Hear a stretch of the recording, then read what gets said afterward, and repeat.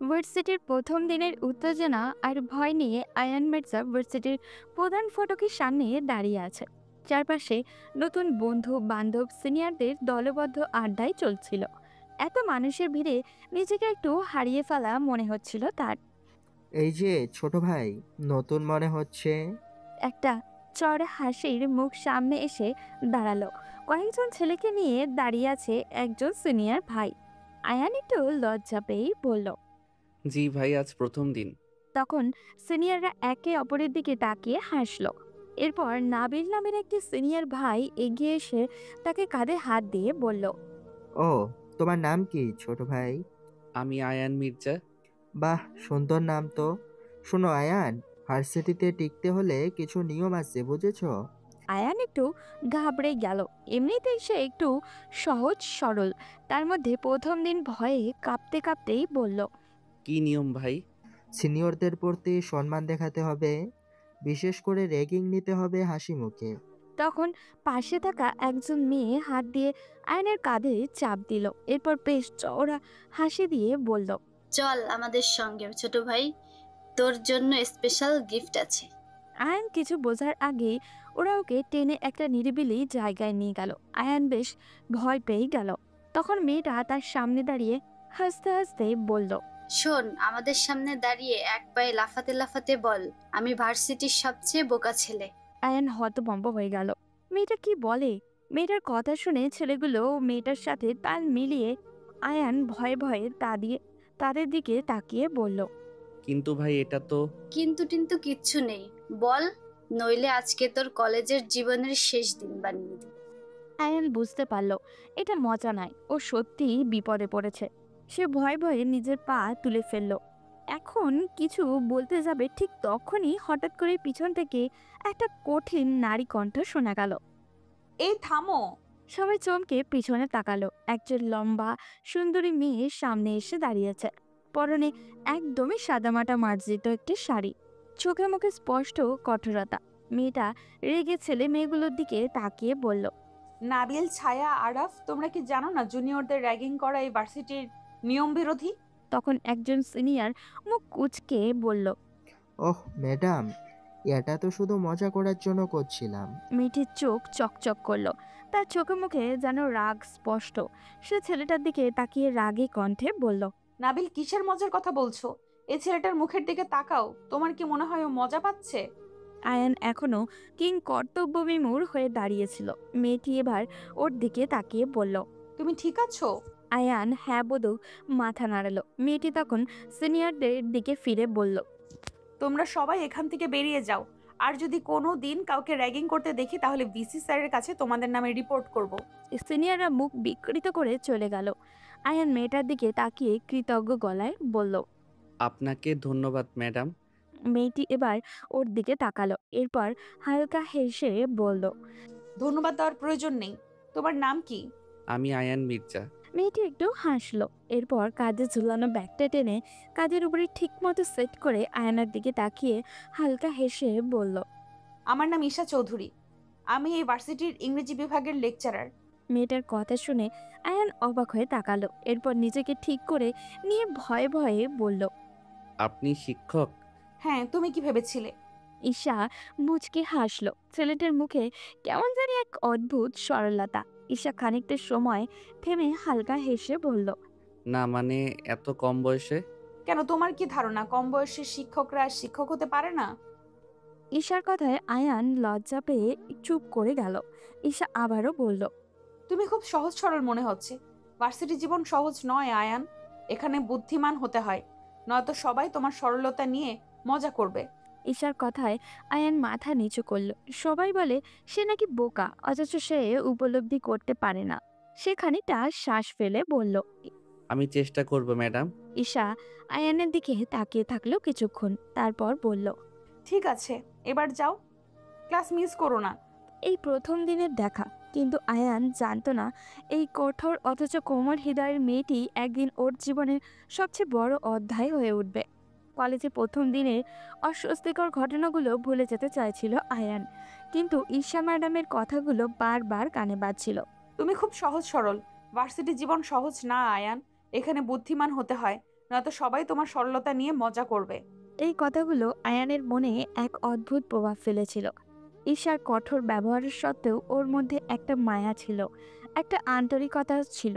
কিন্তু আয়ান বুঝতে পারছিল না কেন ঈশা ওর দিকে এতটা গুরুত্ব দিল। এদিকে আয়ানের ছোট বোন তমা মির্জা বাবার টাকায় নিজেদের জীবনটাকে রঙিন করে তুলেছে। শহরের নামকরা ডিজাইনার ব্র্যান্ডের পোশাক, দামি গাড়ি, নাইট পার্টি সব কিছুতেই ওর আগ্রহ। সেদিন রাতে একটা বিলাসবহুল পার্টিতে গিয়েছিল তমা। সেখানে পরিচয় হলো রাফি চৌধুরীর সঙ্গে। সম্পর্কে রাফি ঈশার ছোট ভাই। রাফিও ছিল ওর মতোই পাগলাটে, স্বাধীনচেতা আর ফুর্তিবাজ। রাফি এগিয়ে গেল তমার দিকে, এরপর হালকা হেসে প্রশ্ন করল। তুমি তমা মির্জা? তমা এক গ্লাস ওয়াইন হাতে নিয়ে একটু বাঁকা হাসল। এরপর পাশে দাঁড়িয়ে থাকা রাফির দিকে দৃষ্টি নিক্ষেপ করে বলল, তুমি আমাকে চেনো? এই শহরে এমন কেউ নেই যে তোমাকে চেনে না, প্রিন্সেস। ও রিয়েলি? তুমি কে? রাফি নিজের কোটের বোতাম খুলে আরাম করে বসলো। এরপর তমার দিকে দৃষ্টি নিক্ষেপ করে বলল, রাফি চৌধুরী। চৌধুরী গ্রুপের কথা শুনেছ? শুনে থাকলে আমার বাবার নামও হয়তো শুনেছ। তমার চোখ চকচক করে উঠল। সে একটু ভেবেই বলে উঠল, বিখ্যাত বিজনেসম্যান আরিফ চৌধুরী? একদম ঠিক ধরেছ। তমা একটু চুপ করে ওকে লক্ষ্য করলো। এই ছেলেটার মধ্যে একটা আলাদা আত্মবিশ্বাস ছিল, একটা খারাপ ছেলের অ্যাটিটিউড যেটা ওকে আকর্ষণ করেছে। তাহলে প্রিন্সেস, আমাদের বন্ধুত্ব হবে? রাফির প্রস্তাবে তমা একটু ভাব নিয়ে বলল। হতে পারি, যদি তুমি পার্টি জমিয়ে দিতে পারো। তমার ইশারা বুঝে রাফি হেসে উঠে হাত বাড়িয়ে দিল। চলো তবে, আজ রাতটা আমাদের হবে। এভাবে শুরু হলো তমা আর রাফির সম্পর্ক, যেখানে কোনো নিয়ম কানুন ছিল না, শুধু উন্মাদনাই ছিল। পরদিন সকালে ইংরেজি ক্লাসে বসেছিল আয়ান। ঈশা ম্যাডাম এসে ক্লাস নিলেন, কিন্তু আজ তার ব্যবহার অন্যরকম ছিল। ঈশা সব স্টুডেন্টদের দিকে তাকিয়ে বলল, আজ আমরা এক নতুন বিষয় নিয়ে আলোচনা করব, ইমোশন অ্যান্ড লজিক। কারো কাছে কোনো প্রশ্ন আছে? আয়ান একটা কোণে বসেছিল। সে একটু দ্বিধা নিয়ে হাত তুলে বলল, ম্যাডাম, ভালোবাসায় কি ইমোশন বেশি দরকার নাকি লজিক? ঈশা চমকে তাকালো আয়ানের দিকে। আয়ান ভয়ে ভয়ে তার দিকে তাকিয়ে আছে দেখে কিছুক্ষণ চুপ করে থেকে মুচকি হেসে বলল, ভালোবাসা এক অদ্ভুত জিনিস আয়ান। এটা যদি ইমোশন দিয়ে বোঝো তাহলে অন্ধ হয়ে যাবে, আর যদি লজিক দিয়ে বোঝো তাহলে ভালোবাসাই হবে না। আয়ান অবাক হয়ে তাকিয়ে থাকলো ঈশার দিকে। ঈশার মনে হলো এই ছেলেটার সরল প্রশ্নটাই যেন ওর ভেতরের কিছু নাড়া দিয়ে গেল। ঈশা চৌধুরী সব সময় নিজের জীবনকে খুব হিসেবে রেখেছে। ক্লাস, গবেষণা, পরিবারের খেয়াল রাখা, এইসব বাইরে তেমন কিছুই জড়াতো না। কিন্তু এই আয়ান মির্জা নামের ছেলেটা ওর ভেতরে কিছু বদলে দিচ্ছিল। একটা 21 বছরের বোকাশোকা ছেলে যে নিজের সরলতা নিয়ে টেরও পায় না। কেন তাকে দেখলে ঈশার মনে অদ্ভুত এক অনুভূতি হয়। সেই অনুভূতি বন্ধুত্বও না, মায়া না, কিছু বিরক্তি, একটা কৌতূহল আর কিছু একটা যা ও নিজেই ঠিক বোঝে না। দেখতে দেখতে দিন কাটছিল, আর আয়ান তার সরলতা আর প্রচণ্ড মেধা দিয়ে ঈশার মনে দাগ কাটছিল।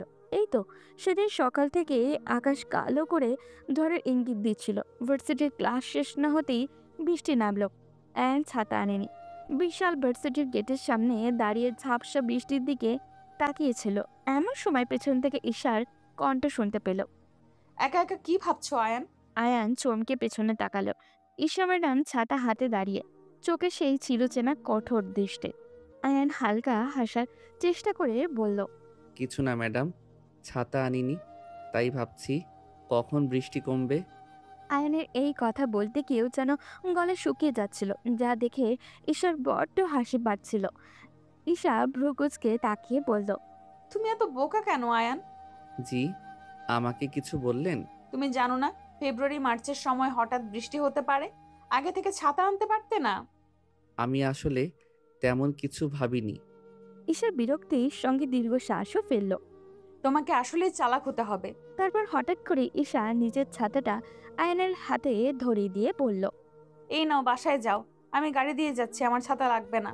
আয়ান অবাক হয়ে তাকালো। ম্যাম সেই শুরুর দিন থেকে তাকে বেশ সাপোর্ট করছেন, কিন্তু তার কেন জানি অজানা ভয় করে ম্যামকে দেখলে। আয়ান ঈশার দিকে তাকিয়ে বলল, কিন্তু ম্যাডাম, এটা আপনার ছাতা। ঈশা ঘুরে যেতে যেতে বলল, পরের দিন ক্লাসে ফেরত দিবে। এখন আর প্রশ্ন করো না, দেরি হয়ে যাচ্ছে, বাসায় যাও। আয়ান ছাতাটা হাতে নিয়ে কিছুক্ষণ চুপচাপ দাঁড়িয়ে থাকলো। এই রাগী মেয়েটার মধ্যে একটা অদ্ভুত রকমের কোমলতা আছে। সেটা কি সবাই দেখতে পায়, নাকি শুধু আয়ানই দেখে? ওদিকে তমা আর রাফির বন্ধুত্ব ধীরে ধীরে গাঢ় হয়ে উঠেছে। সপ্তাহে কয়েকবার তারা একসঙ্গে পার্টিতে যায়, শহরের দামি রেস্টুরেন্টে খায় আর নানান রকম বেহিসাবি মজায় ডুবে থাকে। কিন্তু আজকের রাতটা একটু আলাদাই। একটা ব্যাকগ্রাউন্ড মিউজিক বাজছিল, হালকা আলোয় রাফি আর তমা একটা লাউঞ্জে বসেছিল।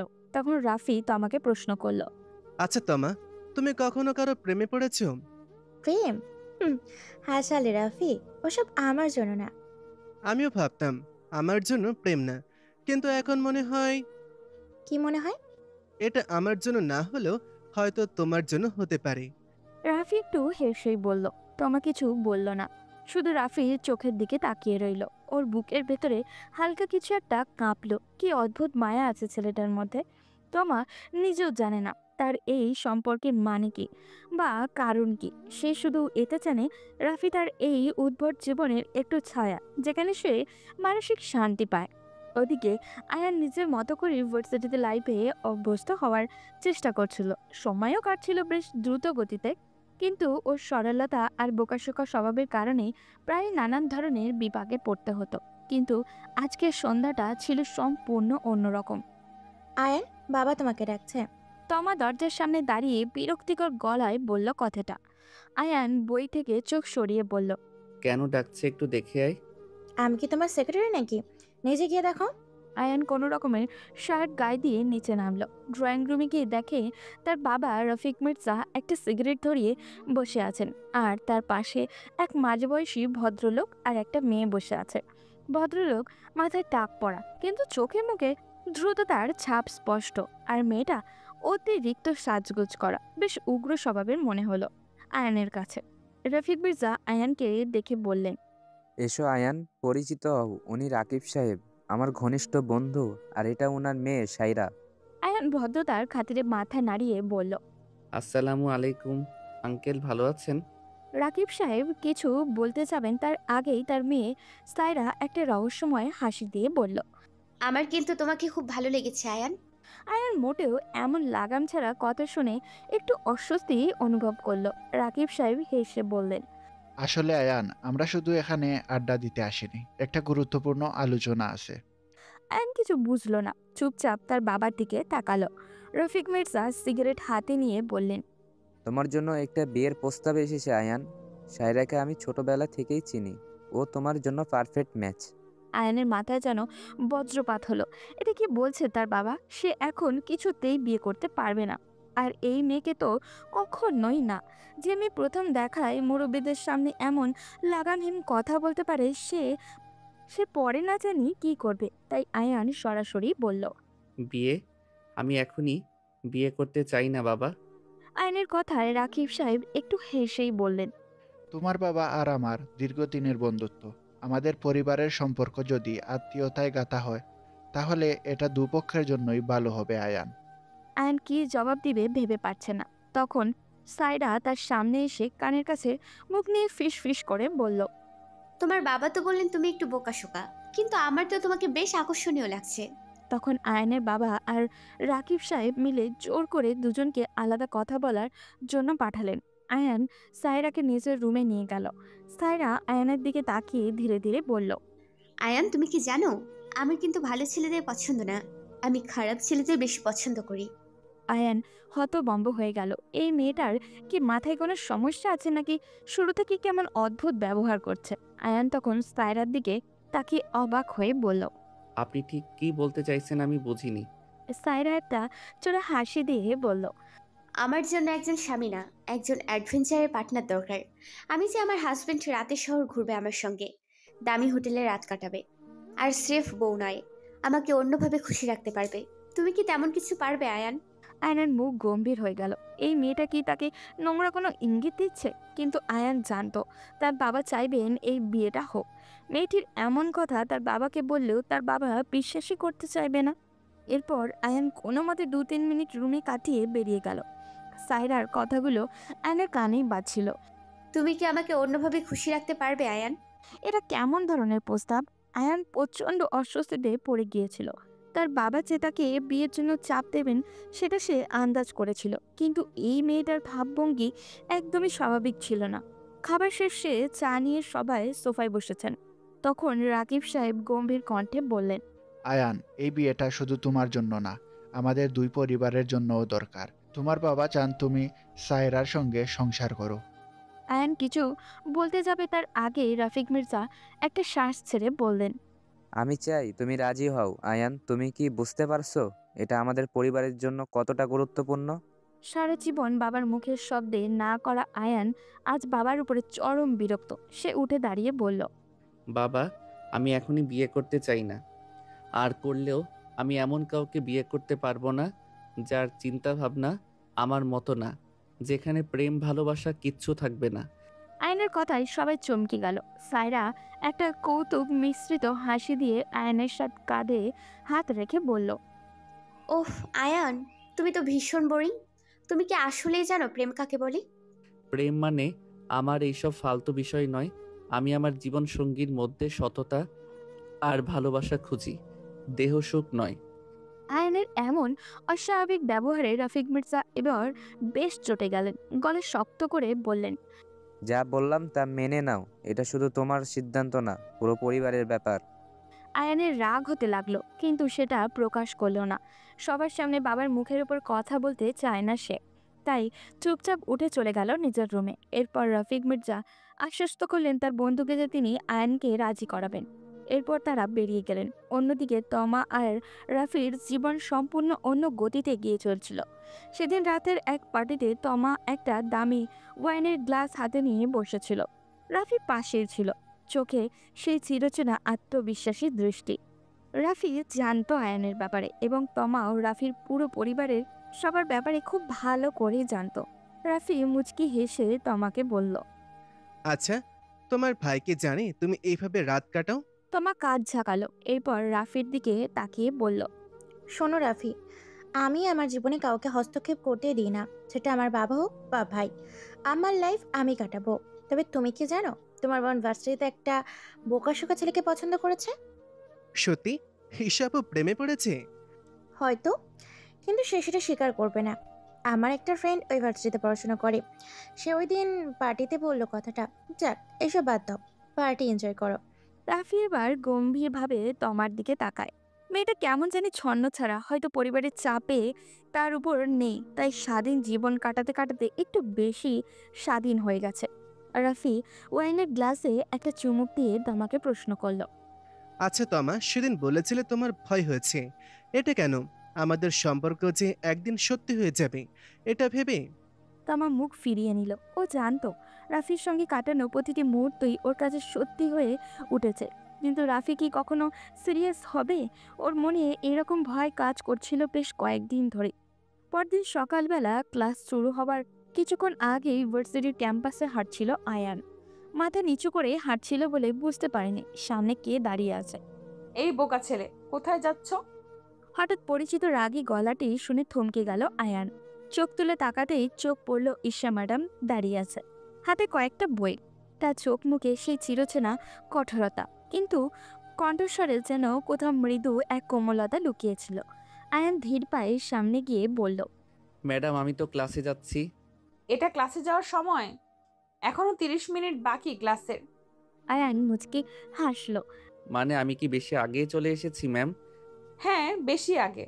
তোমার মতো সরল ছেলেরা কখনো দেরি করে না, সবকিছু পারফেক্টলি করতে চায়, কিন্তু জীবন পারফেক্ট হয় না আয়ান। আয়ান ম্যামের কথা বুঝল না, কিন্তু মাথা নাড়িয়ে হালকা হেসে বলল, জানি ম্যাডাম, কিন্তু আপনি কেন আমাকে এসব বলছেন? ঈশা একটু থেমে গেল। ওর ইচ্ছে করছিল সরাসরি বলে দিবে, তুমি আমার কাছে স্পেশাল, কিন্তু সে নিজেকে আটকালো। এরপর হালকা গলা পরিষ্কার করে বলল, আচ্ছা আয়ান, ধরো তুমি যদি কারো জন্য গুরুত্বপূর্ণ হয়ে ওঠো, তখন কি করবে? আয়ান অবাক হয়ে বলল, কি রকম গুরুত্বপূর্ণ? মানে কেউ যদি তোমার জন্য অকারণে চিন্তা করে, তোমাকে দেখে হাসে, তোমার খুনসুটি খেয়াল রাখে, তাহলে তুমি কি ভাববে? ঈশার কথায় আয়ান হাঁ করে তাকিয়ে তারপর কিছুক্ষণ ভেবে বলল, হয়তো সে আমাকে পছন্দ করে, ঈশার ঠোঁটের কোণে একটা রহস্যময় হাসি ফুটে উঠল। এরপর আয়ানের দিকে কেমন জানি এক অদ্ভুত দৃষ্টি নিক্ষেপ করে আস্তে করে বলল, তাহলে যদি আমি বলি আমি তোমার খুঁটিনাটি খেয়াল রাখি? আয়ান এবার পুরোপুরি হকচকিয়ে গেল। ম্যামের এমন কথার মানে কি? সে তৎক্ষণাৎ বলল, মানে ম্যাম, আপনি কি বলতে চাইছেন? ঈশা একটু হেসে বলল, মানে আর কিছু না, তুমি বোকা, ক্লাসে এসো, সময় হয়ে গেছে। বলে ঈশা ভিতরে চলে গেল। কিন্তু তার মনে হচ্ছিল সে আয়ানকে কিছুটা হলেও নিজের অনুভূতি বুঝিয়ে দিতে পেরেছে। অন্যদিকে আয়ান দাঁড়িয়েই রইল। ঈশা ম্যাডামের কথাগুলো মাথার মধ্যে ঘুরপাক খাচ্ছিল। উনি কেন আমার এত খেয়াল রাখেন? উনি কি আসলেই ধুর, আমি এসব কি ভাবছি? উনি আমার শিক্ষক, আমাকে একটু খেয়াল রাখতেই পারেন।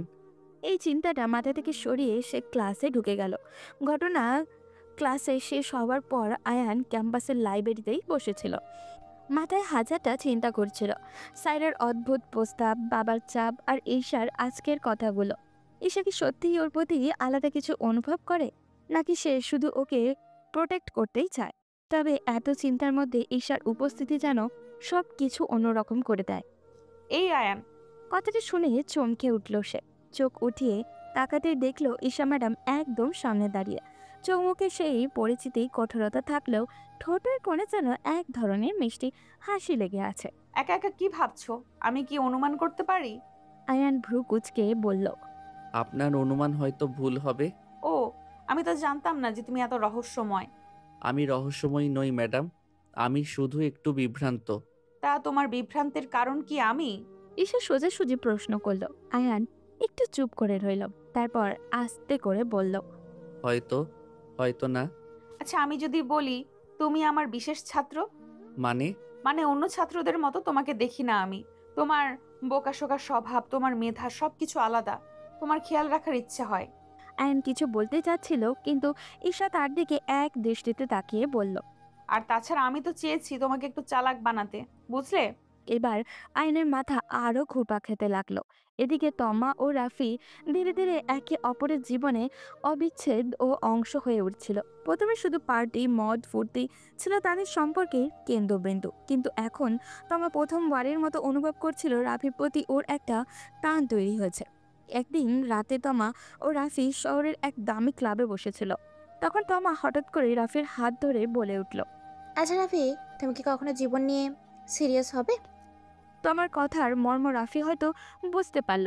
আজ তমার চোখে সে অদ্ভুত এক গভীরতা লক্ষ্য করলো, যেটা দেখে রাফি হাসলো। সিরিয়াস? তুমি আর আমি কি সিরিয়াস হওয়ার মতো? আমি জানি না, কিন্তু এখন তো খেলাটা সত্যি হচ্ছে, তাই না?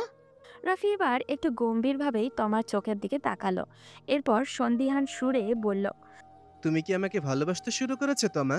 তমা কিছুক্ষণ চুপ করে থাকলো, তারপর আস্তে করে বলল, হয়তো। যদি সত্যি ভালোবাসো তাহলে আমি পালাতে পারবো না তমা।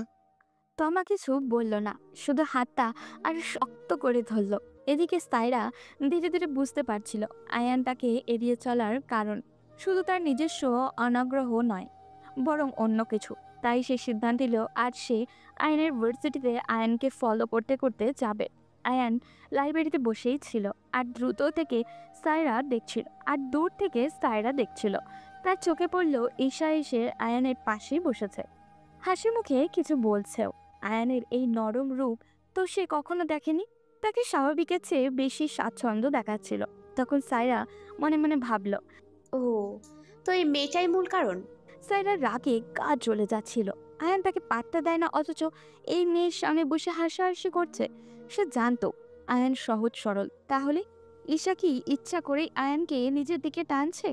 সাইরা সিদ্ধান্ত নিয়ে ফেলে ঈশাকে এই খেয়াল আর রাখতে দেওয়া যাবে না। সেদিন বিকেলেই ঈশা ইউনিভার্সিটির পার্কিং লটে গাড়ির দিকে যাচ্ছিল। তখনই পেছন থেকে একটা কণ্ঠ শুনতে পেল। আপনি তো খুব চালাক, তাই না ম্যাডাম? ঈশা ফিরে তাকাতেই সাইরাকে দেখতে পেল। আয়ানের মুখ থেকে সাইরার নাম সে অনেকবার শুনেছে এবং ফটোও দেখেছে, তাই সে চিনতে অসুবিধা হলো না। সে পিছন ফিরে ঈশা নির্লিপ্ত কণ্ঠে বলল, কি বলবেন মিস সাইরা? সাইরা ঈশার কাছে এসে বলল, আমি শুধু একটা কথাই বলতে এসেছি, আয়নের কাছ থেকে দূরে থাকুন, সে আমার। সাইরার কথায় ঈশার রাগ উঠে গেল। কিন্তু সেটা প্রকাশ না করে ঈশা একটু হেসেই বলল। ও, আয়ান কি আপনাকে তার মালিকানা দিয়েছে? ঈশা এমন ঠাট্টা শুনে সাইরার দাঁতের দাঁত চেপে বলল। দেখুন, আপনি আমাকে চেনেন না, আমি চাইলে কি করতে পারি। এর চেয়ে বড় কথা, আপনি আয়নের থেকে বয়সে বড়, তার শিক্ষক। আপনি এমন একজন মেয়ে যাকে আয়ন কোনোদিন বিয়ে করবে না, তাই আমাদের মাঝে বাধা হয়ে দাঁড়াবেন না। ঈশার চোখে এক মুহূর্তের জন্য রাগের ঝলক দেখা গেল, কিন্তু সে নিজেকে সামলে নিয়ে বলল। আমি জানি না সে আমাকে ভালোবাসে কিনা, কিন্তু আমি জানি সে তোমার মতো মেয়েদের পছন্দ করে না, আর সেটা আমি শিওর হয়েই বলছি। বিশেষ করে তোমাকে সে অপছন্দ না, বরং ঘৃণা করে। সাইরার মুখ বিকৃত হয়ে গেল। সে ঈশার দিকে তাকিয়ে হুঙ্কার দিয়ে বলল। আমি ওকে পাওয়ার জন্য যা করার দরকার তাই করব। আপনি শুধু দূরে সরে যান। যদি আমার আর আয়নের মাঝে বাধা হয়ে দাঁড়ান তাহলে ভালো হবে না বলে দিলাম। ঈশা ঠোঁট বাঁকিয়ে বলল। দুঃখিত মিস সায়রা, আমি কাউকে ভয় পাই না, তোমার যা ইচ্ছা করে নাও। সাইরা এবার নিঃশব্দে হাসলো। এরপর মনে মনে বলল। ভয় তো পাবেনই, কারণ আমি আপনাকে ভয় পাওয়াবো। ঈশা ওকে আরো গুরুত্ব না দিয়ে গাড়িতে উঠে চলে গেল, কিন্তু সে জানতো এই মেয়েটা কিছু একটা করবেই। 2 দিন পরের ঘটনা। ঈশা ভার্সিটি থেকে বের হয়ে পার্কিং লটে এসেছিল। চারপাশটা একটু ফাঁকাই ছিল, কারণ ক্লাস প্রায় শেষ হয়ে গিয়েছে। ঠিক তখনই কয়েকজন ছেলে চারিদিক থেকে ওকে ঘিরে ফেলল। এই ম্যাডাম, আমাদের সঙ্গে একটু আসুন। ঈশার চোখ সরু করে তাকালো। ছেলেগুলোকে সে চেনে না, কিন্তু ওদের চোখে শয়তানি ভরা। তাই ঈশা একটু রেগেই বলল। তোমরা কারা আর কোথায় যাওয়ার কথা বলছো? বলেই একটা ছেলে ঈশার হাত ধরতে চাইল। ঈশা এক ধাক্কায় সরিয়ে দিল। দূর হও এখান থেকে, না হলে খুব খারাপ হয়ে যাবে। আর তোমাদের ক্যাম্পাসে আসার পারমিশন কে দিয়েছে? কিন্তু ছেলেগুলো এবার আক্রমণ করল। একজন ঈশার হাত ধরে টানলো, কিন্তু ঈশার সঙ্গে সঙ্গে ওর মুখে এক ঘুষি বসিয়ে দিল। ছেলেটা পড়ে গেল। এবার আরো একজন ওর পেছন থেকে ধরতে আসলে ঈশা ওর পায়ে জোড়ায় লাথি মারল। কিন্তু একা কতক্ষণই বা সামলাতে পারবেও। ওদের মধ্যে একজন পেছন থেকে এসে ঈশার মুখ চেপে ধরল, আর একজন হাত মুচড়ে ধরল ওর। ঠিক তখনই একটা গর্জন শোনা গেল। ওকে ছেড়ে দে। সবাই তাকিয়ে দেখলো আয়ান ছুটে আসছে। আয়ানের চোখ তখন রাগের দাও দাও করে জ্বলছিল। ঈশাকে কিছু ছেলেরা জোর করে ধরে রেখেছে। এই দৃশ্য আয়ানের কাছে সহ্য করার মতনই না। সে একটা লোহার রড হাতে নিয়ে ছেলেগুলোর সামনে এসে দাঁড়িয়ে বলল। তোমরা ওনাকে ছেড়ে দিবে নাকি আমি একটা একটা করে হাড় গুঁড়ো ভাঙবো? ছেলেগুলো প্রথমে একটু ঘাবড়ে গেল, কিন্তু তারপর ওদের লিডারটা এগিয়ে এলো। আয়ানের দিকে তাকিয়ে তাচ্ছিল্য করে বলল। ওই বেটা, বেশি চালাকি করবি না, নিজের রাস্তা দেখো। আমরা কতজন দেখেছিস? আয়ান কোনো উত্তর দিল না। ওর রাগ এবার পুরোপুরি সীমা ছাড়িয়ে গেছে। এক মুহূর্তের মধ্যেই সামনে দাঁড়িয়ে থাকা ছেলেটার উপরে লোহার রড দিয়ে আক্রমণ করলো। ছেলেটা মাটিতে গড়িয়ে পড়ল। আয়ান রাগে ফুঁসতে লাগলো। আরও একজন পেছন থেকে আসতে যাচ্ছিল। আয়ান ওর পেটের মধ্যে এমনভাবে লাথি মারল যে ছেলেটা মুখে শব্দ করেও কিছু বলতে পারল না। এদিকে ঈশা নিজেও ছেড়ে দেওয়ার মতো মেয়ে না। সে ছেলেটা ওর হাত চেপে ধরেছিল, তার মুখে এমন এক কনুইয়ের বাড়ি মারল যে ও সোজা মাটিতে পড়ে গেল। কয়েক মিনিটের মধ্যেই সব ছেলেরা এলোমেলো হয়ে গেল, আর আয়ান ঈশার হাত ধরে টেনে নিয়ে গাড়ির দিকে ছুটল। চলেন এখান থেকে বেরিয়ে যাই। গাড়িতে উঠে দুজনেই হাঁপাতে লাগলো। ঈশা হঠাৎ আয়ানের দিকে তাকিয়ে বলল। আয়ান, তুমি এত সাহসী হয়ে উঠলে কবে? আয়ান চোখ সরিয়ে নিয়ে বলল। যখন দেখলাম আপনার বিপদ হয়েছে। ঈশার ঠোঁটের কোণে একটু হাসি ফুটে উঠল। সে আয়ানের দিকে তাকে মিষ্টি করে হেসে বলল। আমাকে রক্ষা করার জন্য ধন্যবাদ আয়ান। ছাত্র হিসেবে আপনাকে রক্ষা করা আমার দায়িত্ব ম্যাম। ঈশা চুপ করে রইল, কিন্তু মনে মনে বুঝতে পারলো এই ছেলেটার আগের মতো সহজ সরল নেই। ওর জন্য সে অনেক কিছু করতে পারে। এদিকে সাইরা যখন খবর পেল যে ঈশা রক্ষা পেয়ে গেছে, তখন সে রাগে সমস্ত কিছু ছুঁড়ে ফেলে দিল। ফোন হাতে নিয়ে রেগে কল করলো সেই ছেলেগুলোর লিডারকে। এরপর হুঙ্কার ছেড়ে বলল। ওকে কিছু করতে পারলে না, তাহলে এত বড় বড় কথা বললে কেন? এতগুলো টাকা নিলে, অথচ সাধারণ একটা মেয়েকে এতগুলো লোক মিলে কিছুই করতে পারলে না? ওর ফোনের উপাশে থাকা লোকটা একটু চুপ থেকে বলল। ম্যাডাম, আয়ন নামের ওই ছেলেটা অস্বাভাবিক রেগে গিয়েছিল।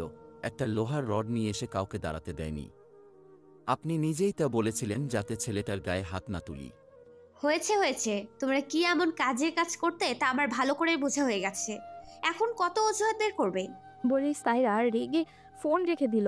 এরপর দেওয়ালে টানানো আয়ানের ছবিটার দিকে তাকিয়ে বলল, ঠিক আছে আয়ান, তুমি আমায় প্রত্যাখ্যান করলে, ঠিক আছে, এবার আমি তোমার জীবন নরকে পরিণত করব। তুমি আমার না হলে কারোর হতে পারবে না। সায়রা আয়ানকে পাওয়ার জন্য এবার অন্য কৌশল নিল। ও জানে সরাসরি ঈশাকে সরিয়ে দেওয়া সম্ভব নয়, তাই এবার আয়ানের পরিবারকে ব্যবহার করবে। সে তার বাবা রাকিব সাহেবকে গিয়ে বলল, ড্যাড, আমি আয়ানকে বোঝানোর অনেক ট্রাই করেছি, কিন্তু আমাকে পাত্তাই দেয় না। তুমি আঙ্কেলের সাথে কথা বলে কিছু একটা করো, না হলে আমাদের প্ল্যান মাঠে মারা যাবে। ওয়েট করো মামনি, আমাকে একটু ভাবতে দাও। ছেলেটাকে যতটা বোকা মনে করেছিলাম ততটাও বোকা নয়। হ্যাঁ ড্যাড, আর জানো ও কেন আমাকে পাত্তা দেয় না? কারণ ওর মন অন্য কারো দিকে। মানে কি বলছো মামনি? হ্যাঁ ড্যাড, আয়ানোর ভার্সিটি ঈশা ম্যাডাম ওনার কাছে পড়ে আছে। ওই মেয়েটাই আমার আয়ানকে ভুল পথে নিচ্ছে। রাকিব সাহেব চুপচাপ শুনলেন, তারপর বললেন, আয়ানের বাবার সঙ্গে কথা বলবো আমি। এই ব্যাপারটা মেনে নেওয়া যায় না। আয়ান আমার সোনার ডিম পাড়া হাঁস। ওকে হাতছাড়া করা মানে আমাদের হাত থেকে সবকিছু ছুটে যাওয়া। হ্যাঁ ড্যাড, তুমি তাড়াতাড়ি কিছু একটা করো, কারণ তোমার এমনিতেই ফ্যামিলি, বাবা মা এসব থেকে অনেক দূরে। তাই আয়ানকে আমাদের টার্গেট করতে হবে। বলে সায়রা মুচকি হাসল। রাকিব সাহেব নিজের প্ল্যান সাজাতে লাগলেন। এদিকে এরপরের কয়েকদিন আয়ান ও ঈশার সম্পর্ক আরো গভীর হতে লাগলো। যদিও আয়ান এখনো ওর অনুভূতি স্বীকার করতে রাজি না, কিন্তু ঈশা বারবারই ওকে বুঝিয়ে দেওয়ার চেষ্টা করছিল। একদিন লাইব্রেরিতেই বসে ঈশা আয়ানের দিকে তাকিয়ে বলল, আয়ান, তুমি এখনো বোঝোনি তাই না? কি বোঝার কথা বলছেন ম্যাম? আয়ান বইয়ের পাতা উল্টাতে উল্টাতে বলল কথাটা। ঈশা আয়ানের কাজ ঘেঁষে বসে বলল, তুমি আমার জন্য কতটা গুরুত্বপূর্ণ আর আমি তোমার জন্য, এটা কি তুমি ফিল করতে পারো না আয়ান? ম্যাম, আমরা একসঙ্গে থাকতে পারবো না, এটা আপনি আমার থেকে আরও ভালো জানেন, এবং পরিস্থিতি সম্পর্কে আমার থেকে আপনি ভালো জ্ঞান রাখেন। আমরা কেন এক হতে পারবো না আয়ান? এর কারণ কি? আমি তোমার শিক্ষক। কেবল সেই কারণে না, আপনি আমার থেকে বয়সে বড়। আমাদের সমাজ এটা মেনে নেবে না। ঈশা আয়ানের হাত ধরে বলল, আয়ান, আমি শুধু এটা জানতে চাই, তুমি কি আমাকে ভালোবাসো? আয়ান এবার কি জবাব দিবে খুঁজে পাচ্ছে না। ঈশাকে তার ভালো লাগে না এটা বললে মিথ্যা হবে। ঈশাই আয়ানের জীবনের প্রথম নারী যাকে আয়ানের মনে ধরেছে, কিন্তু নিজেদের অবস্থানের কথা চিন্তা করে আয়ান কিছুক্ষণ চুপ করে থেকে বলল, আমি জানি না ম্যাম। ঈশা আয়ানের চোখের গভীরতা হয়তো বুঝলো, তাই একটু মুচকি হেসে বলল, আজ না বুঝলেও একদিন ঠিকই বুঝবে। এদিকে সবার আড়ালে তমা ও রাফির সম্পর্ক ক্রমেই গাঢ় হতে লাগলো। রাতে তারা দুজন গাড়িতে শহরের বাইরে বেড়াতে গিয়েছিল। তমা গাড়ির বাইরেই দাঁড়িয়ে আকাশের দিকে তাকিয়ে বলল, রাফি, আমরা কি পৃথিবীতে শুধু জীবন নিয়ে খেলতে এসেছি নাকি নাকি নাকি আমরা সত্যিই ভালোবেসে ফেলেছি একে অপরকে? তমার এমন কথায় রাফির বেশ ভালো লাগে। সে বারবার তমার মুখ থেকে এগুলো শুনতে চায়। তমা যে তার সাথে মিশে আস্তে আস্তে অন্যান্য বন্ধুদের সঙ্গ ত্যাগ করছে, এটা রাফির বেশ ভালো লাগে। সে তমার মুখ থেকে প্রশান্তির কথাটা শোনার জন্য আরো বলল, তুমি কি সত্যি আমার প্রেমে পড়েছো তোমা? উত্তরটা এতদিন হয়তো হলেও এখন আমি হ্যাঁ বলবো। আমি সত্যি মনে হয় তোমার প্রেমে পড়ে গেছি, তো সেটা প্রকাশ করতে পারছি না। রাফি এবার তার চিবুক ধরে বলল, তাহলে শোনো, আমিও প্রথম দেখায় তোমার মধ্যে হারিয়ে গেছি তোমা। এতদিন অপেক্ষা ছিলাম তোমার শিকার অব্দির। তমা কিছু বলল না, শুধু রাফির বুকে মাথা রাখলো। রাতের এই আকাশ তাদের এই স্নিগ্ধ সম্পর্কের গোপন সাক্ষী হয়ে থাকলো। এদিকে সকালবেলা ভার্সিটিতে আসার জন্য রেডি হয়ে ব্রেকফাস্ট টেবিলে গেল ঈশা। তখন তার বাবা মা এবং রাফিকে দেখতে পেল অলরেডি তারা বসে নাস্তা শুরু করে দিয়েছে। রাফির মধ্যে পরিবর্তন দেখে ঈশার বেশ ভালো লাগছে, কারণ রাফি আগে খুবই ছন্নছাড়া জীবন লিড করত। দুপুর 12টার আগে ভোরলেও ঘুম থেকে উঠতো না। তাই ঈশা একটু দুষ্টুমি করে বলল, কি ব্যাপার, রাজপুত্র দেখি আজকাল সকাল সকাল ঘুম থেকে উঠে সবার সাথে ব্রেকফাস্ট করে, এর কারণ কি? ঈশার কথায় রাফি একটু লজ্জা পেয়েও নিজেকে সামলে নিয়ে বলল, তোর কি বলিস? আমি কি নিজের জীবন গুছিয়ে নেওয়ার ট্রাই করতে পারি না? বাহ, মাথার সুবুদ্ধিগুলো দেখছি আস্তে আস্তে খুলতে শুরু করেছে, বেশ ভালো। এরপর তারা একসাথে ব্রেকফাস্ট শুরু করলো। ঈশা বেশ কিছুক্ষণ থেকে লক্ষ্য করছে তার বাবা মা একে অপরের কিছু একটা নিয়ে জোরাজুরি করছেন। তা দেখে ঈশা নিজে থেকে বলল, কি ব্যাপার আব্বু আম্মু, তোমরা কি কিছু বলবে? ঈশার বাবা আরিফ চৌধুরী তখন নিজেকে সামলে নিয়ে আমতা আমতা করে বললেন, দেখো মা, আমরা তো তোমাকে কোনো কিছুতেই বাধা দেইনি। লাইফে যা করতে চেয়েছো তাই করতে দিয়েছি। এবার আমরা চাইছিলাম তোমার বিয়েটা দিয়ে দিতে। তুমি যদি রাজি থাকো তাহলে আমার বন্ধু সাজ্জাদ সাহেবের ছেলে রোহানের সাথে আমরা তোমার বিয়ের ব্যাপারে কথা এগিয়ে নিব। বাবার কথায় ঈশার মাথায় রাগ চড়ে গেল। এই রোহান ছেলেটি কি তার পিছু ছাড়বে না? সে রেগে নিজের বাবার দিকে তাকিয়ে বলল, বাবা, আমি তোমাকে আগেও বলেছি আমি এখন বিয়ের জন্য প্রস্তুত না। প্লাস আমি এটাও বলেছি যে আমার জীবন আমি কার সাথে কাটাবো সেটা আমি ডিসাইড করব। তাহলে তোমরা শুধু শুধু সময় নষ্ট করছো কেন? ঈশার কথায় এবার ঈশার মা রিমা চৌধুরী রেগে বললেন, তোমাকে তো আমরা যথেষ্ট সময় দিয়েছিলাম, কিন্তু তুমি তো কিছু করছো না। আজ পর্যন্ত বিয়ের ব্যাপারে তোমার কোনো ইন্টারেস্ট তো দেখলাম না। সময় কি আসছে না যাচ্ছে? তোমার বয়সী মেয়েদের 2-3টা করে সন্তান আছে। উফ মা, তোমাদের নিয়ে আমি কি করব বলো তো? তোমরা এখনো সেই আদিম যুগে পড়ে আছো। বাদ দাও তো, আমি কথা দিচ্ছি খুব শীঘ্রই তোমাদের আশা পূরণ করব। আমরাও তো সেই একই কথা বলছি। তুই হ্যাঁ বললে আমরা রোহানের বাবার সাথে কথা এগিয়ে রাখতাম। ঈশা তার মাকে কিছু বলতে যাবে তার আগেই রাফি মাঝখান থেকে তার মাকে বলল, মা, তোমার কথা ভুল হচ্ছে। এটা রোহান নয়, বরং আয়ান হবে। এটা একটু কারেকশন করে নাও, দেখবে সব বিদ্যুৎ বেগে এগিয়ে যাবে।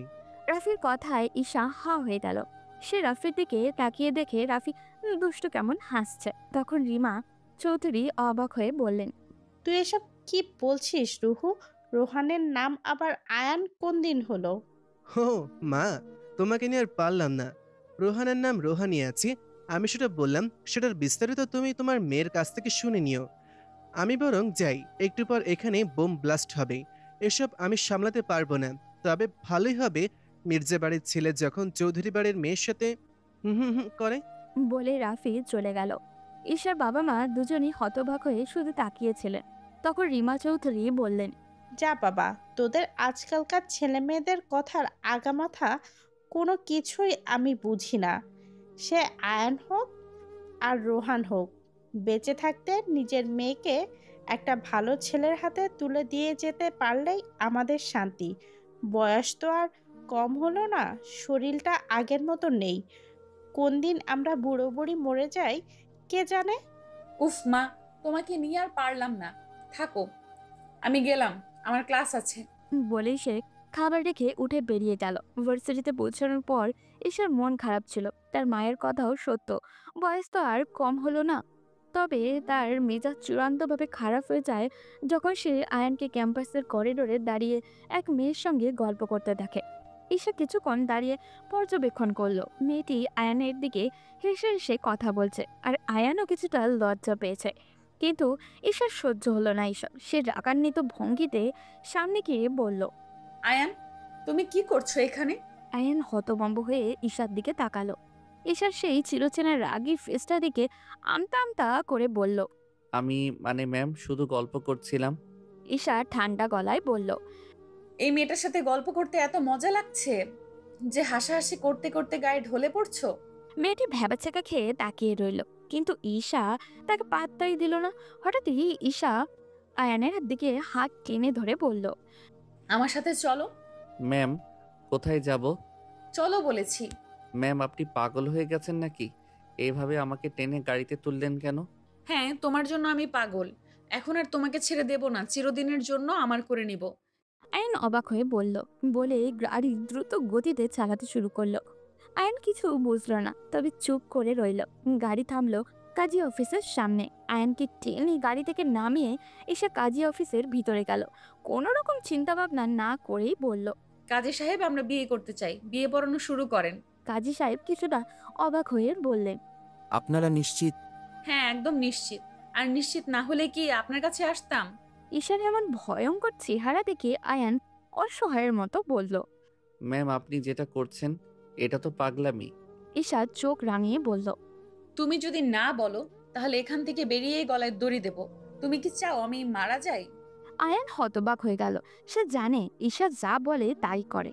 ঈশা তার কিছু বন্ধুকে কল করলো। তারও যেন প্রস্তুত ছিল 20 মিনিটের মাথায় সবাই এসে হাজির। অগত্যা কোনো উপায় না দেখে আয়ান বিয়ের কাবিননামায় সই করলো।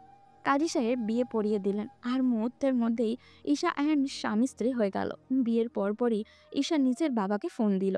হ্যালো আব্বু, আমি বিয়ে করেছি, তোমাদের সব পূরণ করেছি। ওপাশ থেকে আরিফ চৌধুরী চমকে উঠে বললেন, কি বললে? কাকে বিয়ে করেছো?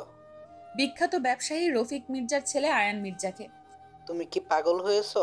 তুমি জানো এটা আমাদের পরিবারের জন্য কত বড় অপমান? আমি এই বিয়ে মানি না। তুমি তাকে পছন্দ করলে আমাকে জানাও নি কেন? আমার একমাত্র মেয়ের বিয়ে আমি এভাবে কিছুতেই মানব না। বাবা, আমি ওকে ভালোবাসি, আর যদি তুমি এটা না মানো তাহলে আমি আত্মহত্যা করব। তুমি যদি না মানো তাহলে মেয়ের লাশ এসে নিয়ে যাও। ঈশার কণ্ঠ এত দৃঢ়তা ছিল যে ওর বাবা হতভম্ব হয়ে গেলেন। একটু চুপ থেকে তিনিও বললেন, ঠিক আছে মা, আমি এটা মেনে নিলাম। তবুও তুমি নিজের কোনো ক্ষতি করো না। তুমি আমার একমাত্র মেয়ে। তোমার কিছু হলে আমরা কি নিয়ে বাঁচবো? ধন্যবাদ বাবা। আমি তাহলে এখন তোমাদের জামাইয়ের সাথে শ্বশুরবাড়ি রওনা দিলাম, দোয়া করো। বলে ঈশা ফোন কেটে দিল। আরিফ সাহেব ধপ করে নিজের চেয়ারে বসে পড়লেন। ওদিকে ঈশা আর আয়ানের বাড়ির সামনে আসার পর আয়ান দাঁড়িয়ে রইল। ভেতরে ঢোকার সাহস পেল না ও। ঈশা রাগী গলায় বলল, এভাবে দাঁড়িয়ে থাকলে হবে? চলো ভেতরে, সেটা আমি দেখে নিব। বলেই ঈশা দরজা ঠেলে ঢুকে গেল। আয়ান বাধ্য হয়ে পেছন পেছন গেল। রফিক মির্জা যখন দেখলেন আয়ান এক মেয়ের সঙ্গে ঢুকছে, তখন অবাক হয়ে বললেন, আয়ান, এ মেয়ে কে? ঈশা আত্মবিশ্বাসী কণ্ঠে বলল, বাবা, আমি ঈশা চৌধুরী, আপনার ছেলের স্ত্রী।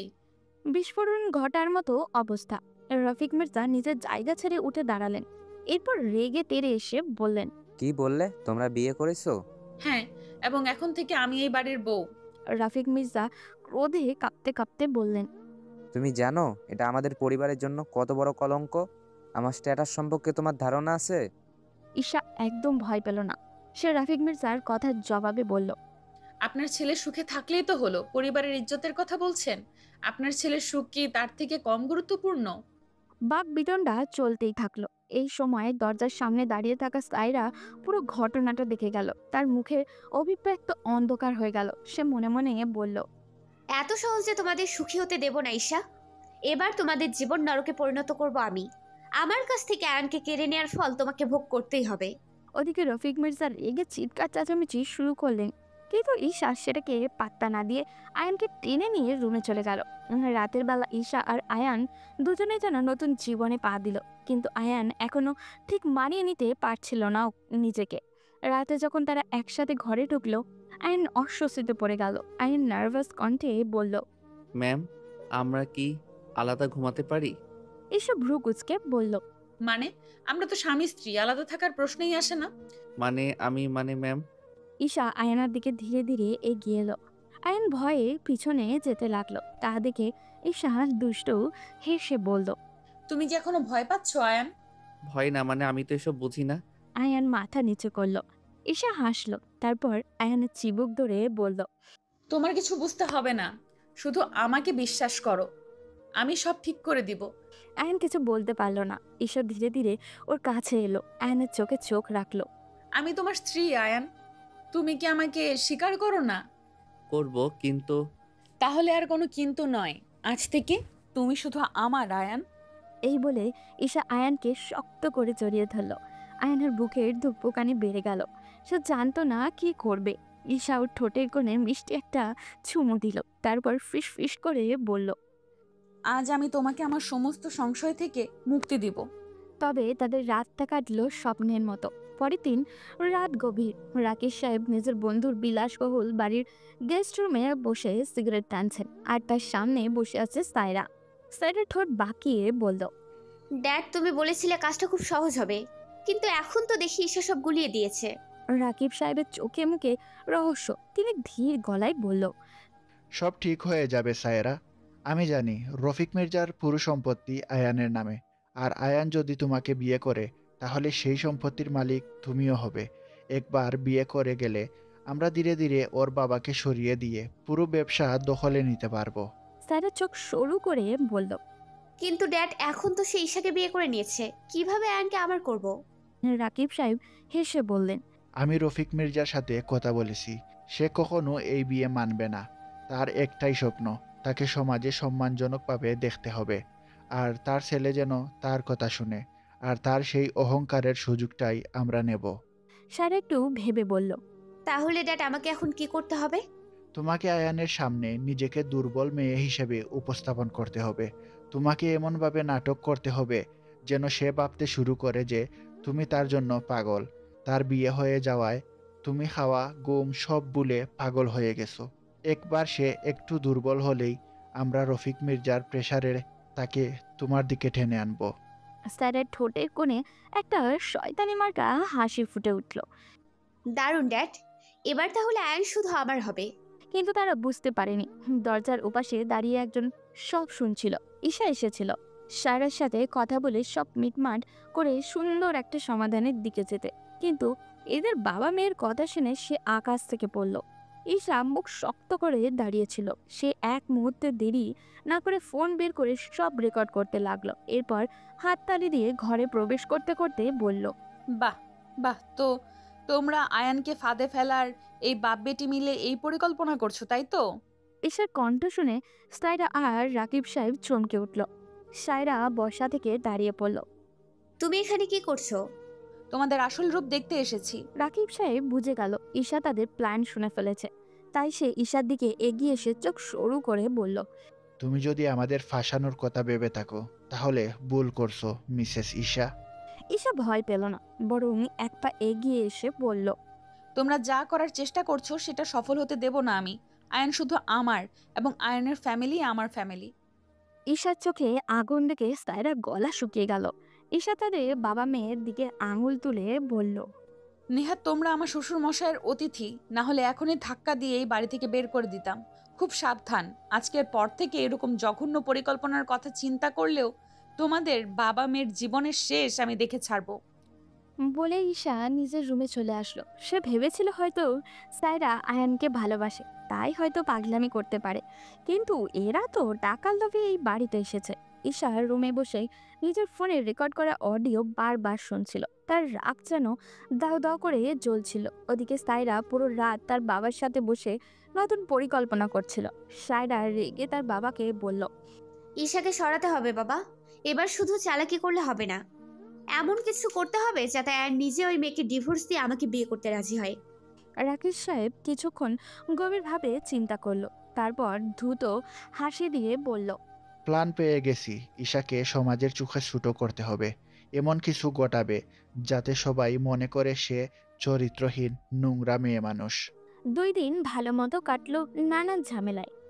তৃতীয় দিন সকালে ভার্সিটিতে গুজব ছড়িয়ে পড়ল প্রফেসর ঈশার চারিত্রিক কোনো সমস্যা আছে। ছাত্রছাত্রীরা ফিস করতে লাগলো। কেউ বলল সে নাকি একজন ছাত্রের সাথে সম্পর্ক রাখে, আবার কেউ বলল সে নিজের ক্ষমতা খাটিয়ে ছাত্রদের নিয়ন্ত্রণ করে। সায়রা আর তার লোকেরা এই গুজব চারিদিকে ছড়িয়ে দিল।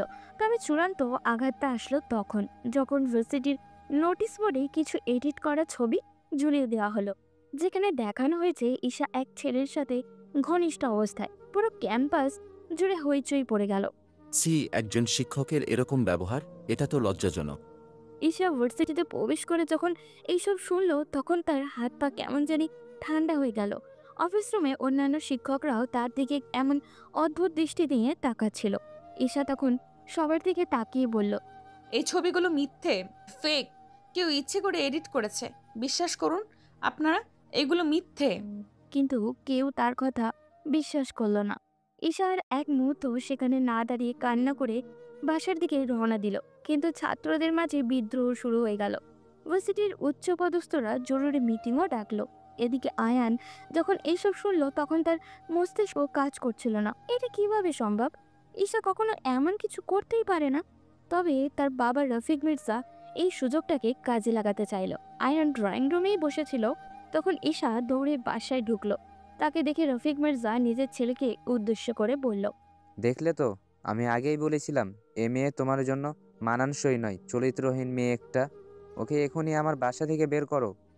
ঈশা অসহায় দৃষ্টিতে আয়ানার দিকে তাকালো। তখন সায়রা কৌশলে বলল, দেখো আয়ান, তুমি এখনো চাইলে সব ঠিক হয়ে যেতে পারে। আমাকে বিয়ে করলে তোমার বাবা সম্মানও রক্ষা পাবে, আর তুমি এই নোংরামের ফাঁদ থেকে বেরিয়ে আসতে পারবে। ঈশা কিছু না বলেই কান্না করে রুমে চলে গেল। ওদিকে আয়ান সাইরার এইরকম কথা শুনে কেমন জানি একটা সন্দেহের অবকাশ পেল। এটা কি তবে সাইরা বা তার বাবার কাজ? আয়ান রেগে সবার দিকে তাকিয়ে বলল, তোমরা এসব কি বলছো? ঈশা নির্দোষ।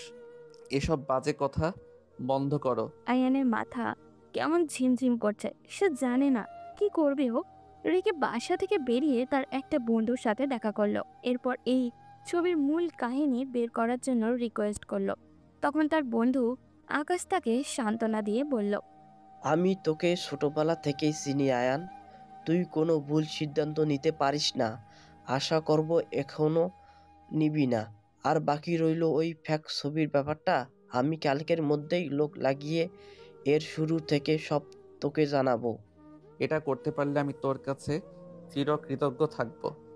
আমার কেন জানি মনে হচ্ছে এর পেছনে রাকিব আঙ্কেল আর সায়রার হাত আছে। তোকে কোনো টেনশন করতে হবে না, যেই থাকুক না কেন আমি তার খোঁজ বের করে তোকে কালকে সকালের আগেই জানাচ্ছি। অন্যদিকে ঈশা রুমে বসে কান্না করছিল। তার কাছে সবকিছু গোলমেলে লাগছিল। কি হচ্ছে তার সাথে? বাড়ি থেকে তার বাবা মাও অনবরত কল করে যাচ্ছে, কিন্তু সে ফোন হাতে নিয়েও নিচ্ছে না। হঠাৎ তার কি হলো? সে উঠে দাঁড়ালো, মাথা উঁচু করে বলল, আমি এই অপমান সহ্য করব না। আমি এত সহজে ভেঙে পড়তে পারি না। ওদের শেষ আমি দেখে ছাড়বো। বলেই সে রেকর্ড করা অডিওটা বের করলো ফোন থেকে। তারপর শ্বশুরের রুমের দিকে যেতে শুরু করলো। কিন্তু ঠিক তখনই কেউ এসে সেটা তার হাত থেকে ফোনটা কেড়ে নিয়ে এলো। সে আর কেউই নয়, সে সায়রা। ঈশা ভয়ঙ্কর চোখ নিয়ে সায়রার দিকে তাকালো। তখন সায়রা চোখ টিপ মেরে বলল, এটা আমার হাতে থাকলেই ভালো হয়, তাই না মিস ঈশা চৌধুরী? ও সরি, মিসেস ঈশা মির্জা। ঈশার রাগে কাঁপছিল। সে সায়রার দিকে তেড়ে গিয়ে বলল, এই যুদ্ধে আমি হেরে যাব না সায়রা। তুমি যা করেছো তার জন্য তোমাকে চরম মূল্য দিতে হবে। সায়রা ভিডিওটা ডিলিট করে দিয়ে হেসে হেসে বলল, এই যা, প্রমাণটা তো ডিলিট হয়ে গেল। এখন কি করব? উফ, আপনি তো আর আমাদের ফাঁসাতে পারবেন না। খুব কষ্ট হচ্ছে তাই না? বলেই ফোনটা বিছানার উপর ছুঁড়ে ফেলে নাচতে নাচতে সাইডের রুম থেকে বেরিয়ে গেল। ওদিকে পরের দিন ভার্সিটির হেল্প ডেস্ক, ছাত্রছাত্রীদের বিশাল ভিড়, শিক্ষকদের কড়া দৃষ্টি, সব মিলিয়ে পরিস্থিতি খুবই ভয়াবহ। অধ্যক্ষ সবাইকে নিয়ে হল রুমে বসলেন। এরপর মাইকে ঘোষণা দিলেন, আজকে মিটিং অন্তত জরুরি। প্রফেসর ঈশা চৌধুরীর বিরুদ্ধে গুরুতর অভিযোগ উঠেছে। আমরা চাই তিনি নিজেকে নির্দোষ প্রমাণ করুন, না হলে আমাদের কঠোর সিদ্ধান্ত নিতে হবে, কারণ এত কবে আমাদের ভার্সিটির সম্মান নষ্ট হচ্ছে। ছাত্রছাত্রীদের মধ্যে ফিসফিসানি চলছিল। ঈশা আর তার বাবা চুপচাপ দাঁড়িয়েছিল। ইউনিভার্সিটির প্রশাসনিক অনেক কর্তা ব্যক্তিরাও এসেছেন। সাইরাও এই মজা মিস করতে চাইছিল না, তাই সেও উপস্থিত। তখন ছাত্রছাত্রীদের থেকে অপরকে বলছিল, এইসব বড় লোকের মেয়েদের ওপর বিশ্বাস নেই, সত্যিও তো হতে পারে। ঈশা সবার সামনে দাঁড়িয়ে, চোখ দুটো রাগে জ্বলছে ওর, কিন্তু ঠোঁট শক্ত। এই অপমান তার সহ্য হচ্ছে না। তখন রফিক মির্জা সেখানে উপস্থিত হলেন। সবাই তাকে চিনে। তিনি সবার সামনে এসে মাথা নিচু করে দাঁড়ালেন। এমন সময় কেউ চিৎকার করে বলল, সবাই চুপ করুন, ঈশা ম্যাম নির্দোষ, আমি এখনই সব প্রমাণ দিচ্ছি। সবাই হতবাক হয়ে দেখছিল আয়ানকে। সে এক দৌড়ে এসে ঈশার পাশে দাঁড়ালো। তার সাথে আকাশ এবং আরও একটা ছেলে। ছেলেটাকে বেঁধে টেনে নিয়ে আসছিল আকাশ। আয়ান তখন সবার সামনে দাঁড়িয়ে বলল, আপনারা সবাই এই ফাঁদে পড়ে গেছেন। যারা এসব করেছে তারা আমাদের জন্য অপেক্ষা করছে যেন আমরা ভুল সিদ্ধান্ত নেই। মূলত ঈশা ম্যাম নির্দোষ, তাকে ফাঁসানো হয়েছে এবং যারা ফাঁসিয়েছে তারাও এখানে উপস্থিত আছে। ভার্সিটির অধ্যক্ষ অবাক হয়ে তাকালেন আয়ানের দিকে। এরপর বললেন, আয়ান, তুমি কি বলতে চাচ্ছ? আমি বলতে চাই এই ছবিগুলো এডিট করা, আর আমি সেটা প্রমাণ করতে পারবো। সবাই অবাক হয়ে গেল। আয়ান তখন আকাশকে ইশারা করলো। আকাশ ছেলেটাকে টেনে সবার সামনে নিয়ে আসলো। ছেলেটা তখন সবার সামনে একটা ছবি দেখালো, যেখানে একটা ছেলে মেয়ের ঘনিষ্ঠ মুহূর্তের ছবি আছে, ঠিক যেই রকম ঈশার বিরুদ্ধে ছবিতে ছিল, শুধু মুখটা পরিবর্তন কর। ছেলেটা তখন কান্না করে বলল, ছেলেটার কথা শুনে সবাই হা হয়ে গেল। আয়ান তখন সবার দিকে তাকিয়ে বলল, আমি ঈশা ম্যামের এই ছবি প্রকাশ পাওয়ার সাথে সাথেই বুঝে গিয়েছিলাম এটা ওনার বিরুদ্ধে ষড়যন্ত্র। তাই আমি খোঁজ নিতে গিয়েছিলাম। দেখুন, এই ছবিগুলো আসলে এডিট করা। আমাদেরও দোষ আছে এখানে। কোনো কিছু দেখে যাচাই না করেই আমরা সেটা নিয়ে একজন মানুষকে বাজে কথা বলা শুরু করি। আমার বিশ্বাস এত কিছু দেখার পর আপনাদের মনে আর কোনো সন্দেহ থাকার কথা না। আর আপনাদের জানিয়ে রাখি, উনি শুধু এই ভার্সিটির শিক্ষক না, উনি আমার বিয়ে করা বউ। তাই আমার স্ত্রীর সম্মানে কেউ আঘাত করার চেষ্টা করলে আমি এর শেষ দেখে ছাড়বো। বলে সে ঈশার হাত ধরে সেখান থেকে নিয়ে আসতে শুরু করলো। সকল ছাত্রছাত্রীরা একসাথে হাততালি দিতে শুরু করলো। সায়রার মুখ ফ্যাকাশে হয়ে গেছে, কিন্তু অধ্যক্ষ ততক্ষণে কঠোর গলায় বললেন, এখন পরিষ্কার যে ঈশা চৌধুরীর বিরুদ্ধে ওঠা অভিযোগ মিথ্যে। বরং যারা এই কাজ করেছে তাদের বিরুদ্ধে আমরা কঠোর ব্যবস্থা নেব। আমাদের ভার্সিটির শিক্ষকের অপমানিত করার ফলাফল রাকিব সাহেব এবং তার মেয়েকে ভোগ করতে হবে। আমি এখনই মানবমহামারীর মামলায় করব। সবাই হাততালি দিতে লাগলো। এদিকে আয়ান ঈশাকে নিয়ে বাসায় চলে আসলো। ঈশা আজ নতুন এক আয়ানকে চিনল, যাকে সে আগে কোনো দিনও দেখেনি। রুমে এসে আয়ান রাগে ফুঁসতে শুরু করলো। এবার ঈশা ধীরভাবে আয়ানের দিকে তাকিয়ে বলল, আয়ান, তুমি আমার জন্য এত বড় কাজ করলে, অথচ আমি জানতামও না। আয়ান ঈশার কাছে এসে মাথা নিচু করে বলল, ম্যাম, আমি জানি না কেন এমন হয়, তবে আপনার দিকে কেউ আঙ্গুল তুললে সে আঙ্গুল আমার ভেঙে দিতে ইচ্ছে করে। আমি চাই না কেউ আপনার কোনো ক্ষতি করুক। ঈশা গভীরভাবে তাকিয়ে থাকলো। তার চোখে এক অন্যরকম আলো ফুটে উঠল। ওদিকে সব ছাত্রছাত্রীরা ঘিরে ধরে রাকিব সাহেব এবং সায়রাকে পুলিশের হাতে হস্তান্তর করলো। রাতের বেলা মির্জা ম্যানশনের ড্রয়িং রুমে আয়ানের বাবা রফিক মির্জা বসেছিলেন। তিনি আজ সারাদিনের ঘটনাগুলো ভেবে প্রায় পাগল হয়ে যাচ্ছিলেন। মাথার যন্ত্রণা বেড়ে যাচ্ছিল ওনার। তিনি এমনিতেই অসুস্থ, তার শরীরে রক্তশূন্যতা রয়েছে, ডাক্তার অনেক আগেই বলেছে। তিনি হঠাৎ সোফায় বসে থাকা তমাকে উদ্দেশ্য করে বললেন, মা, তমা, আমার জন্য একটু পানি আনো। কিন্তু তমা তখন ফোনে ব্যস্ত। বাবার কথা তার কানে যায়নি। সে কানে হেডফোন গুঁজে বন্ধুদের সাথে গ্রুপ কলে আড্ডা দিচ্ছে। এমন সময় হঠাৎ করে রফিক মির্জার মাথায় এবং বুকে প্রচণ্ড ব্যথা শুরু হলো। তিনি শ্বাস নিতে পারছিলেন না, সোফা থেকে পড়েও গেলেন। এবার তমা লক্ষ্য করলো তার বাবার দিকে। বাবাকে এভাবে পড়ে যেতে দেখে তমা ভয় পেয়ে গেল। বাবা, বাবা তুমি ঠিক আছো? বাবা কথা বলো। ঠিক তখনই সিঁড়ি বেয়ে ঈশার নিচে নামছিল। রফিক সাহেবকে মাটিতে পড়ে থাকতে দেখে দৌড়ে আসলো। বাবা, তমা, বাবার কি হয়েছে? জানি না ভাবি, হঠাৎ করে পড়ে গেলেন সোফা থেকে, এরপর থেকে কোনো কথা বলছে না। ঈশা এক মুহূর্ত দেরি না করে আয়ানকে ডাক দিল। আয়ান, তাড়াতাড়ি নিচে এসো, বাবা অসুস্থ হয়ে পড়েছেন। রাতের অন্ধকারে গাড়ি ছুটে চলল হাসপাতালের দিকে। তমা কান্না করছে।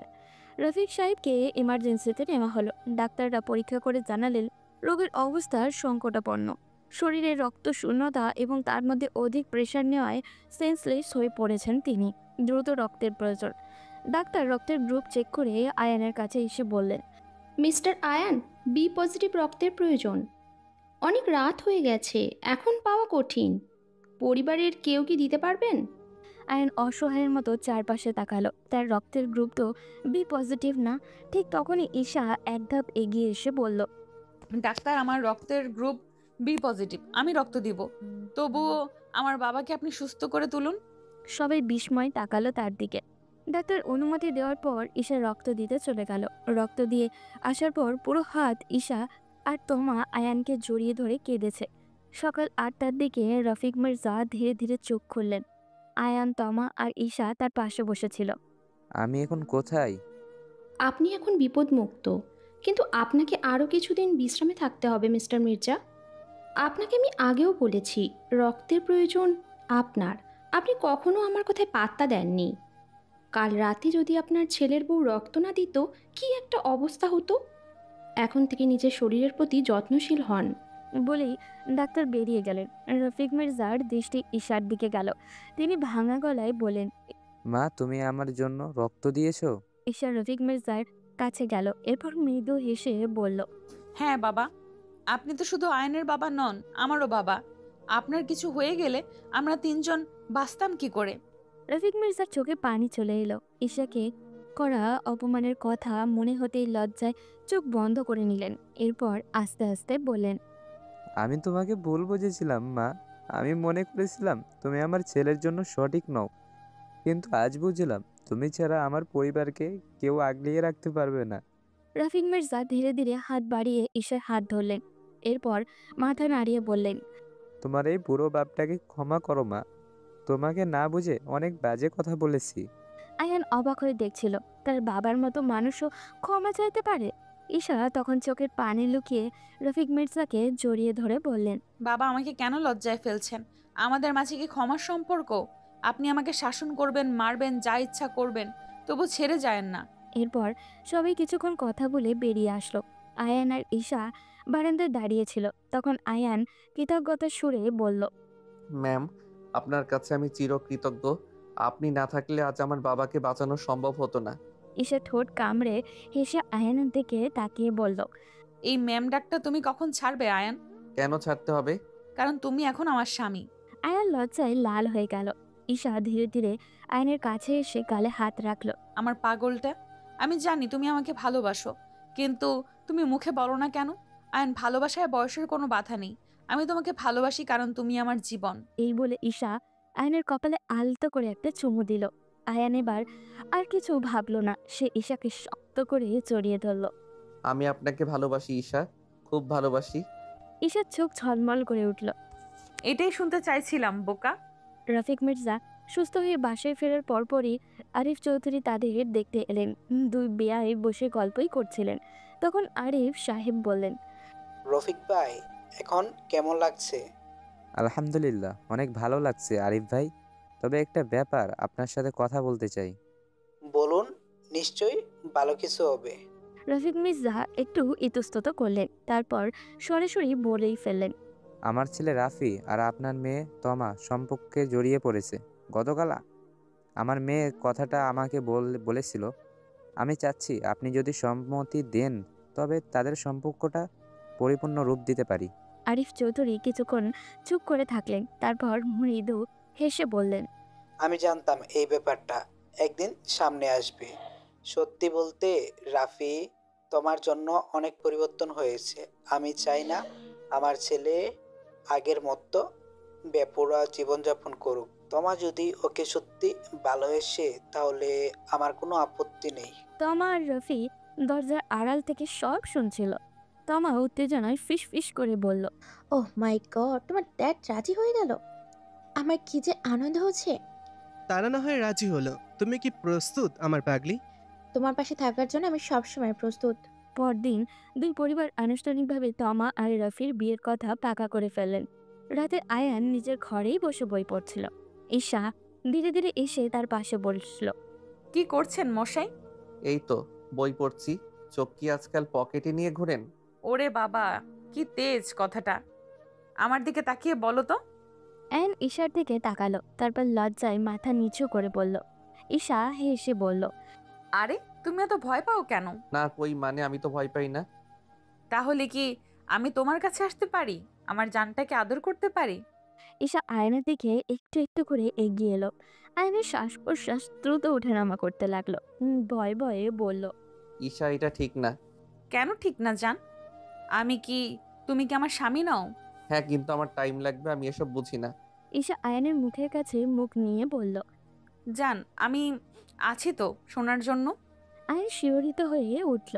ঈশা তাকে আলতো করে জড়িয়ে ধরল। ঈশা আয়ানের কপালে চুমু দিল, তারপর ধীরে ধীরে ঠোঁটের কাছে ঠোঁট নিয়ে এলো। আমায় অনুভব করতে পারছো আয়ান?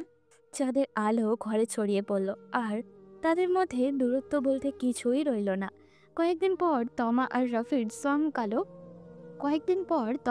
রাফির জমকালো বিয়ের অনুষ্ঠান হয়ে গেল। তাদের ভালোবাসাও পূর্ণতার রূপ পেল। সময় চলমান, বিয়ের পর কয়েক মাস কেটে গেছে। আয়ান, ঈশা আর তমা আর রাফি এখন সংসারের নতুন অধ্যায়ে প্রবেশ করেছে। একদিন সকালে আয়ান ঘুমাচ্ছিল। ঈশা এসে ধপ করে তার উপরে চড়ে বসলো। আয়ান বাবু, আর কত ঘুমাবে? ওঠো। উফ, ঈশা এত সকালে ডাকছেন কেন? আজ তো ভার্সিটি নেই। এত সকাল মানে? এখন বাজে 10টা। এত ঘুমালে কি সংসার চলবে? সংসার চলবে না মানে? আমার কি এখন ইনকাম করার সময়? না, মানে আমি বলতে চাইছিলাম তুমি যখন বাবা হবে তখন যদি এত ঘুমাও তাহলে বাচ্চাকে দেখবে কে? আমাদের তো এখনো বাচ্চা হয়নি, হলেও এসব চিন্তা। ঈশা হঠাৎ আয়ানের কানে ফিসফিস করে বলল। কিন্তু মশাই, আপনি কি জানেন আপনি বাবা হতে চলেছেন? আয়ান প্রথমে বুঝতে পারল না, তারপর চমকে উঠে বলল। কি? আপনি কি সত্যি বলছেন? ঈশা মিষ্টি হেসে মাথা নেড়ে বলল।